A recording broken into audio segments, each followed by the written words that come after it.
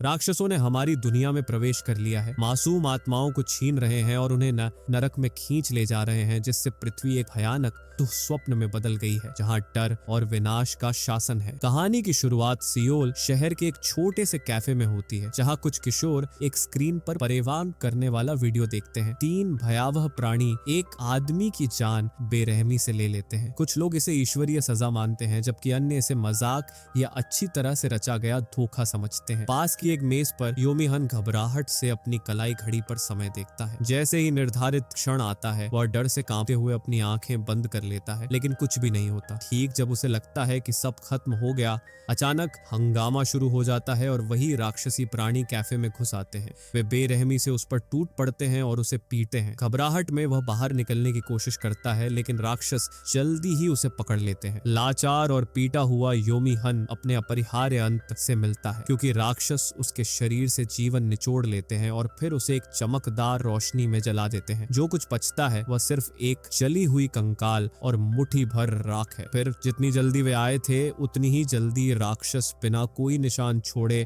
गायब हो जाते हैं। पुलिस इस अजीब हत्या की जांच शुरू करती है, जो सिर्फ चश्मदीद गवाहों और टूटे फूटे वीडियो फुटेज पर निर्भर है। मामला अनुभवी जासूस जिन क्योन घन को सौंपा जाता है, जो अपने युवा साथी के साथ घटना स्थल की ओर बढ़ता है। रास्ते में वे न्यू ट्रुथ नामक एक धार्मिक समूह और इसके कट्टरपंथी गुट एरोहेड के बारे में जानकारी की समीक्षा करते हैं। घटना स्थल पर पहुंचते ही जासूस देखता है कि न्यू ट्रुथ के सदस्य अपने नेता जंग जिनसू के चारों ओर इकट्ठा होकर उसका उपदेश सुन रहे हैं। एक बड़ी स्क्रीन पर पिछले 1 दशक में दुनिया भर में हुई ऐसी ही घटनाएं दिखाई जा रही हैं। समूह के सिद्धांत के अनुसार जो लोग विश्वास खो देते हैं और पश्चाताप नहीं करते, उन्हें सार्वजनिक रूप से सजा दी जाती है। यह पापियों के लिए नरक में क्या इंतजार करता है, इसका स्पष्ट सबूत है। जंग जिनसू अपने अनुयायियों से धार्मिक जीवन जीने और अपने पापों को कबूल करने का आग्रह करता है। चेतावनी देता है कि कोई भी इस न्याय से बच नहीं सकता। भीड़ में जिन क्योन अपनी बेटी जिनही जंग को ऐसी के सीट के सदस्यों की मदद करते हुए देखता है। यह उसे बहुत परेशान करता है, लेकिन वह ध्यान आकर्षित करने से बचने के लिए टकराव से पीछे हट जाता है। बाद में जासूस जंग जिनसू के साथ बैठता है ताकि इस भयावह घटना पर उसका नजरिया जान सके। समूह का नेता अपने अतीत के बारे में बताता है। एक अनाथ के रूप में मठ में पला बढ़ा, उसने 20 साल की उम्र में अपनी जान लेने की कोशिश की थी।